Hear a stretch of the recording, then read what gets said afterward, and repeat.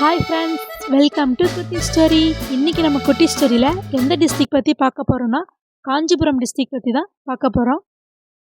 தமிழ்நாட்டில் இருக்க நம்ம காஞ்சிபுரம் சவுத் இந்தியாவில் ஒரு பழமையான நகரமாக கருதப்படுது. காஞ்சிபுரம் மாவட்டத்துக்கு கிழக்கில் செங்கல்பட்டு மாவட்டமும், மேற்கில் வேலூர் மாவட்டமும், தெற்கில் திருவண்ணாமலை மாவட்டமும், வடக்கில் திருவள்ளூர் மற்றும் சென்னை மாவட்டமும் இருக்குது.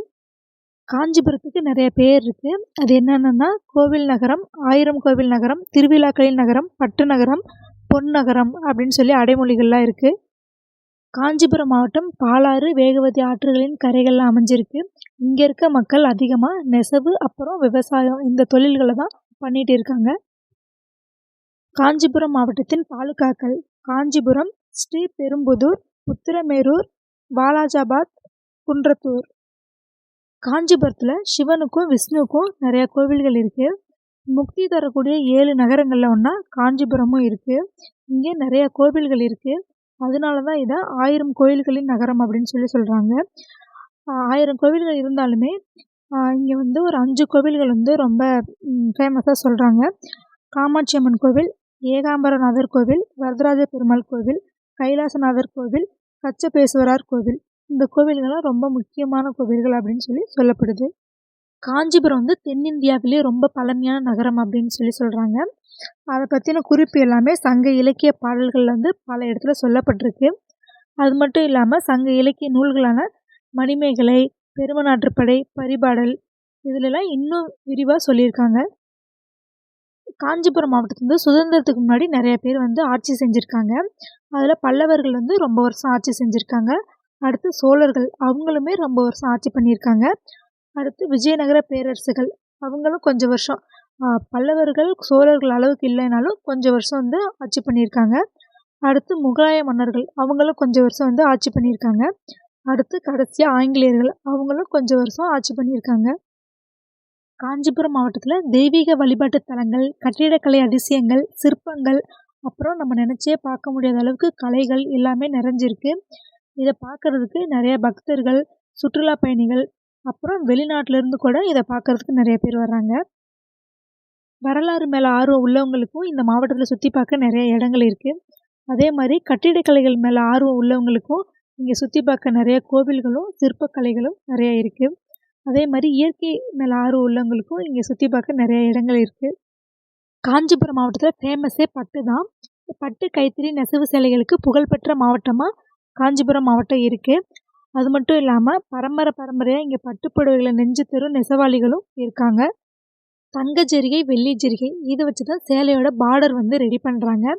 நம்ம எந்த ஒரு பட்டை பார்த்தாலுமே அந்த பட்டுக்கும் காஞ்சிபுரம் பட்டுக்கும் நிறையா டிஃப்ரென்ஸ் இருக்கும்.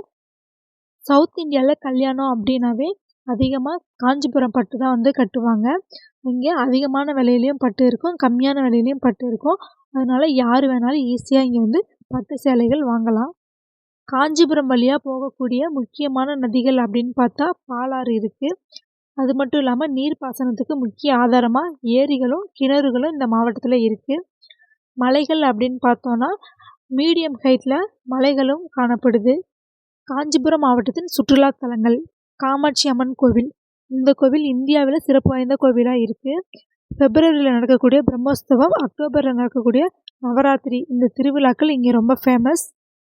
அடுத்து கைலாசநாதர் கோவில். இந்த கோவில் சிவபெருமானுக்கு அர்ப்பணிக்கப்பட்ட கோவில்.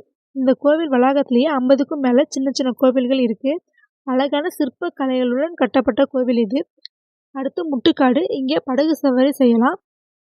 அடுத்து டச்சு கோட்டை. இந்த கோட்டை ஃபஸ்ட்டு விஷ்ணுவோட வழிபாட்டு தலமாக இருந்திருக்கு. அதுக்கப்புறம் ஆங்கிலேயர்களால் துறைமுகமாக யூஸ் பண்ணப்பட்டிருக்கு. அடுத்து உலகளந்த பெருமாள் கோவில். இந்த கோவில் காமாட்சி அம்மன் கோவிலுக்கு ரொம்ப பக்கத்துலேயே இருக்குது. காஞ்சிபுரத்திலே பெரிய கோவில் அப்படின்னு சொல்கிறாங்க.